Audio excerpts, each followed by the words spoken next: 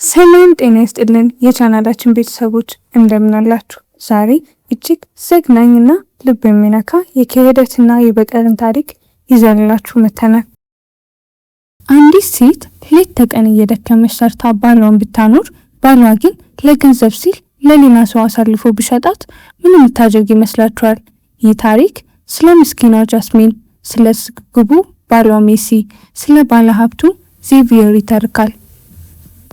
ወደ ታሪኩ ከመግባታችን በፊት ቪዲዮ ላይክ በማድረግ ጀምሩ። ለቻናላችን አዲስ ከሆናችሁ ሰብስክራይብ በማድረግ ቤተሰብ ይሁኑ።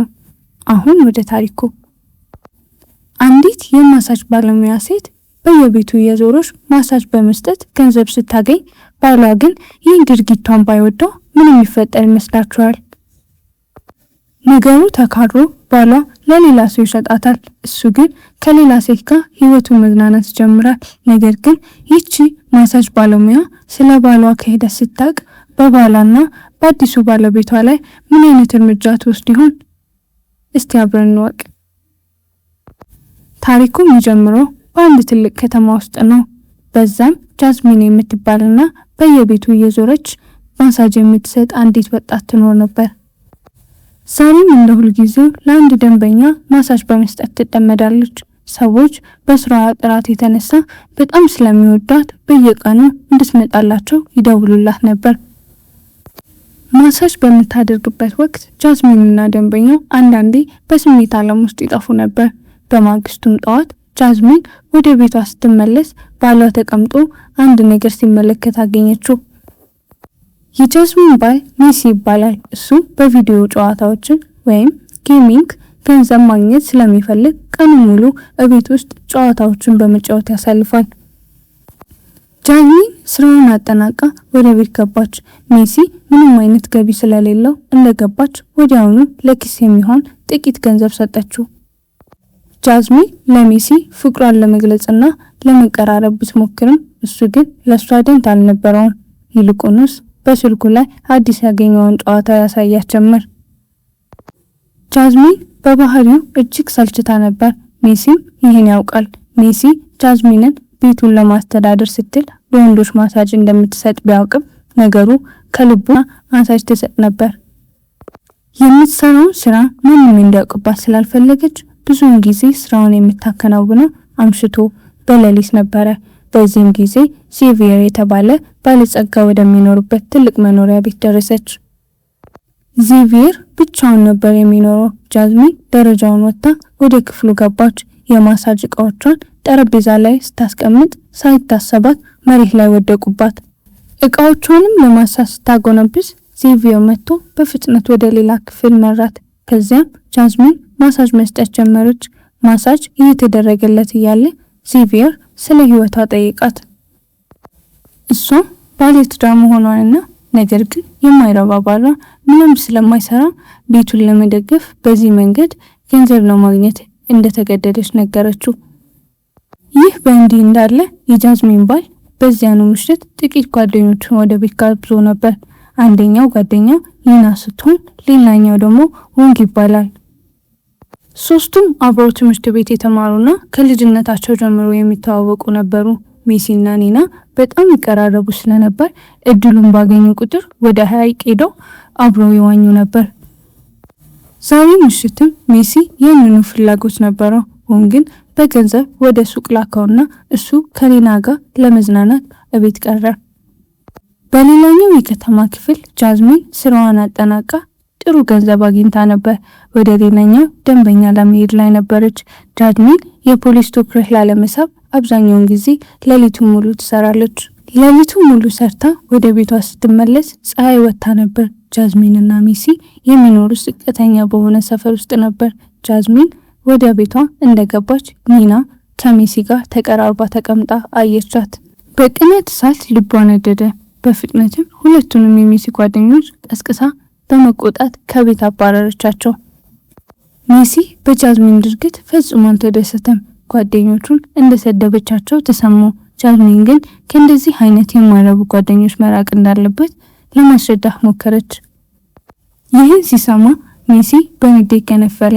አንቺ በሌሊት ወደ ወንዶች ቤት ትሄጃለሽ፣ ያ ታዲያ ከዚህ በምን ይሻላል አላት። ጃዝሚንም ገንዘብ ለማግኘት ካልቻልክ ሌላ ምን እንዳደርግ ትጠብቃለህ? መስራት አለብን ብላ መለሰችለት። ከዚያም በኋላ በሁለቱም መካከል ኃይለኛ ክርክር ተነሳ። ሜሲ በንዴት ስሜት ውስጥ ሆኖ ጃዝሚንን ሴተኛ አዳሪ ብሎ ሰደባት። ይህንን ስትሰማ ጃዝሚን በቁጣ በጥፊ መታችውና የማሳጅ እቃዎቿን ይዛ ከቤት ወጣች። በዚያው ምሽት ዜቪየር ሲደውልላት ጃዝሚን ማሳጅ ለመስጠት እንደገና ወደሱ መኖሪያ ቤት ሄደች። በሁኔታውም በጣም አዝና ነበር። ዜቪየር ለምን እንደከፋ ሲጠይቃት ሁሉንም ነገር አጫወተችው። እሱም ሊያጽናናት ሞከረና ያንን አጋጣሚ በመጠቀም ሊስማት ፈለገ። ጃዝሚን ግን ከለከለችውና ወዲያውኑ ጥላው ወጣች። በማግስቱም ጠዋት ጃዝሚን ወደ ቤት ስትመለስ ሜሲ ተኝቶ አገኘችው። በፍጥነት ቀሰቀሰችው። ሜሲም ይቅርታ ጠየቃት። ጃዝሚንም ይቅር አለችውና አብሮ ገላቸውን ከመታጠባቸው በፊት የደስታ ጊዜ አሳለፉ። ልብሳቸውን ለብሰው ከጨረሱ በኋላ በድንገት በሩ ላይ ኃይለኛ ድምጽ ሰሙ። ሜሲ በሩን እንደከፈተ አንድ ወጣት ይዞ መጮህ ጀመረ። ጃዝሚን ከኋላ ሆና ሁሉንም ነገር ትመለከት ነበር። ሰውየው ገንዘቡን እንዲመለስለት በጩኸት ይጠይቅ ነበር። ጃዝሚን ጣልቃ ገብታ ሰውየውን ከቤት ማስወጣት ቻለች። ከዚያ ሜሲን ሰውየው ማን እንደሆነ ጠየቀችው። ሜሲ የራሱንና የማያውቃቸውን ሰዎች ገንዘብ ሐሰተኛ በሆነ ኢንቨስትመንት ዘዴ ውስጥ እንዳስገባውና ገንዘቡ ሁሉ እንደጠፋ አስረዳ። ለዛም ነው ሰውየው ሊጠይቀው የመጣው። ይህን ስትሰማ የጃዝሚንን ገንዘብ አብሮ ስለጠፋ ክፉኛ ተቆጣች። ሜሲ በቅርቡ የሁሉንም ገንዘብ እንደሚመልስ ሊያሳምናት ቢሞክርም ጃዝሚን ግን ከእንግዲህ ልታምነው አልቻለችም። ለዘለቂታ ጥላው ለመሄድ ወሰነች። ጃዝሚን በቀጥታ ወደ ዜቪየር ቤት ሄደች። ዜቪየርን ክፍሉ ውስጥ አርፎ ነበር። እንደደረሰችው አቀፈችውና ወደሱ ለመጠጋት ሞከረች። ዜቪየርም ጃዝሚንን ይወዳት ስለነበር አብሯት ጊዜ አሳለፈ። ጃዝሚን ሜሲ ገንዘቧን እንዳጠፋባትና ቤቱን ጥላ እንደወጣች ነገረችው። ዜቪየርም የምትቆይበት ቦታ ሰጣት። በመጀመሪያ አረጋጋት። በማግስቱም ጠዋት ዜቪየር ወደ ቢሮ በሄደበት ወቅት ጃዝሚን የአንዱ የቤት ሰራተኛ ጋር ማውራት ጀመረች። እዚያ መስራት ከጀመረ ምን ያህል ጊዜ እንደሆነ ጠየቀችው። በንግግራቸው መሃል ፊቱ ላይ ጉዳት አይታ ስለ ሁኔታው ጠየቀችው። ሰራተኛው ዜቪየር በጣም መጥፎ ባህሪ እንዳለውና ጉዳቱን ከዜቪየር ድብደባ እንደደረሰበት ነገራት። ከዚያ በዝምታ ወደ ስራው ተመለሰ። ጃዝሚን ዜቪየርን ጥሩ ሰው አድርጋ ታምን ስለነበር በጣም ደነገጠች። ይህ በእንዲህ እንዳለ ኒና ሜሲን ልታየው ሄደች። ሜሲ ቤት ውስጥ ብቻውን ስለነበር ሁለቱንም ምሽቱን አብሮ ለማሳለፍ ወሰኑ። በማግስቱም ጠዋት ዜቪየር በጣም ተቆጥቶ ወደ ቤት መጣና ብርጭቆ ሰበረ። ጃዝሚን ስብርባሪውን ለማጥፋት በፍጥነት ሄደች። ዜቪየርም በስራው ላይ ኪሳራ ስለደረሰበት በጥሩ ስሜት ላይ አልነበረም። ጃዝሚን ልታረጋጋው ሞከረች። በመጀመሪያም ተቆጣት። ነገር ግን እሷን ሲያያት ይወዳት ስለነበር ልዴቱ ትንሽ በረዳ። ነገር ግን በድንገት ዜቪየር ጃዝሚንን ይዞ መምታት ጀመረ። በንዴትም ውስጥ ሆኖ መጥፎ ስም ሰጣት። ይህንን አስፈሪ የዜቪየርን ጎን ስታይ ጃዝሚን ደነገጠችና ከቤት ወጥታ ሮጠች። ዜቪየር ስትወጣ ዝም ብሎ ይመለከታት ነበር። ከጥቂት ጊዜ በኋላ ጃዝሚንን የዜቪየርን ቤት ለቃ ሄደች። ወደ አንድ ጸጥ ያለ ቦታም ሄዳ ማልቀስ ጀመረች። ትልቅ ስህተት እንደሰራችም ተረዳች። ባሏ መቷት ባያቅም እሷ ግን እሱን ጥላ ሸሽታ ነበር። እያለቀሰች ለሜሲም ደወለችለት። ሜሲም ስልኩን እንዳየ ወደ እሷ ፈጥኖ መጣ። ጃዝሚን በእንባ እየታጠበች ሁሉንም ነገር ነገረችውና ይቅርታ ጠይቀችው። ሜሲም ይቅር አላት። የሞተር ሳይክል ኮፍያ ወይም ሄልሜት አደረገላትና ወደ ሞተሩ እንድትወጣ ረዳት። ከዛ ወደ ቤት መንዳት ጀመረ። ጃዝሚን በማልቀሷ የተነሳ በጣም ደክማ ስለነበር በሚንቀሳቀሰው ሞተር ላይ እንቅልፍ ወሰዳት። ከጥቂት ቆይታም በኋላ ጃዝሚን ስትነቃ ራሷን ያገኘችው ፈጽሞ ሌላ ቦታ ነበር። የሚገርመው ነገር ተመልሳ የዜቪየር መኖሪያ ቤት ውስጥ ነበረች። ይህንን ስታይ ባለማመን ደነገጠች። በዛም ጊዜ ዜቪየር ከሜሲ ጋር ቪዲዮ ጥሪ እያወራ ነበር። ጃዝሚን ከኋላ ሆና ንግግራቸውን በዝምታ አዳመጠች። ብዙም ሳይቆይ ያንን አስደንጋጭ እውነት አወቀች። ሜሲ በብዙ ገንዘብ ለዜቪየር ሸጧታል። ይህንን ስትሰማ ጃዝሚን ደነገጠች፣ ልቧም ተሰበረ። በዚያኑ ቅጽበት ዜቪየር አያትና ሊያረጋጋት ወደ እሷ መጣ። ጃዝሚንም ማልቀሷን ማቆም አልቻለችም። ባሏን አምናው ነበር። እሱ ግን አሳልፎ ሰጣት። ዜቪየር አጋጣሚውን ተጠቅሞ ሳማት። ጃዝሚንም ለመቃወም የሚያስችል አቅም አልነበራትም። ዜቪየርም ይሄ የኔ ጥፋት እንዴት ሊሆን ይችላል? ባልሽ ለገንዘብ ሲል ነው የሸጠሽ፣ ሌላ ምን እንዳደርግ ትጠብቂያለሽ? በማለት ራሱን ለማጽደቅ ሞከረ።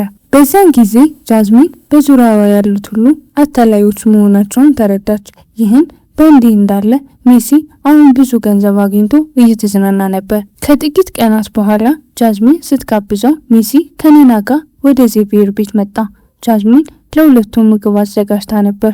እነሱም ወዲያውኑ መብላት ጀመሩ። ሜሲ ጃዝሚንን ስለ ፍቺ ታነሳለች ብሎ ጠብቆ ነበር። በመጨረሻም ኒናን ለማግባት ነፃ የሚሆን መስሎት ነበር። ኒና ሜሲን ለማግባት ትፈልግ ስለነበር በሁኔታው ተደስታ ነበር። እየበሉ እያሉ ጃዝሚን በድንገት በፊታቸው ታየች። እሷ ስትታይ ኒና ፈራች። ጃዝሚንም በጥላቻ የተሞላ አስተያየት ስታያቸው ሜሲ ክፉኛ ደነገጠ። በአይኖቿ ውስጥ የበቀል እሳት ይነድ ነበር። ሜሲና ኒና ጃዝሚን እዛው ልገላቸው እንደምትችል ስለጠረጠሩ በጣም ፈሩ። በጥቂት ደቂቃዎች ውስጥ ሁለቱም ራሳቸውን ስተው ወደቁ። ጃዝሚን በምግባቸው ውስጥ እንቅልፍ የሚወስድ መድኃኒት ቀላቅላ ነበር። ቀደም ብላም ዜቪየር በብርጭቆ ጭንቅላቱን መታ ራሱን እንዲስት አድርጋው ነበር። ሜሲ ገንዘብ በጣም እንደሚያስፈልገው ሁላችንም እናውቃለን። የራሱንና የሌሎችን ገንዘብ በሐሰት ኢንቨስትመንት አጥቶ ነበር። ዜቪየር በበኩሉ ብዙ ገንዘብ ነበረው። ገና ከመጀመሪያው ቀን ጀምሮ በጃዝሚን ተማርኮ ነበር። እሷ በንዴቱ ምክንያት ስትሸሽ በማንኛውም ዋጋ ሊያገኛት ወሰነ። ስለዚህ ከሜሲ ጋር ስምምነት አደረገ። በስምምነቱ በኋላ ዜቪየር ጃዝሚንን አገኘ። የማይረባው ሜሲ ደግሞ ብዙ ገንዘብ አገኘ። ከተወሰነ ጊዜ በኋላ ዜቪየር መጀመሪያ ነቃ። ከዚያም ሜሲና ኒና ነቁ። ጃዝሚንና ሰራተኛው ሶስቱንም አስረዋቸው ነበር። አስከፊ ሞት ሊሰጧቸውም ተዘጋጅተዋል። የዜቪየር ሰራተኛ ዜቪየርን ይጠላው ነበር፣ ምክንያቱም በትንሽ ትልቁ ይደበድበው ስለነበረ ነው። ለዛም ነው ጃዝሚንን ይረዳት። ጃዝሚን ሽጉጥ ደቀነችባቸውና ትዕዛዟን እንዲፈጽሙ አስገደደቻቸው። ሶስቱም በጣም በመፍራት ያለችውን ሁሉ አደረጉ። ጃዝሚንና ሰራተኛው በሁኔታው ተደስተው ነበር። የሶስቱም እስረኞች ቪዲዮ ቀረጹ። ከዚያ ጃዝሚን ሽጉጡን ተኮሰችና ሶስቱም በአሰቃቂ ሁኔታ ሞቱ። ሰራተኛው እስከ መጨረሻው ረቷታል።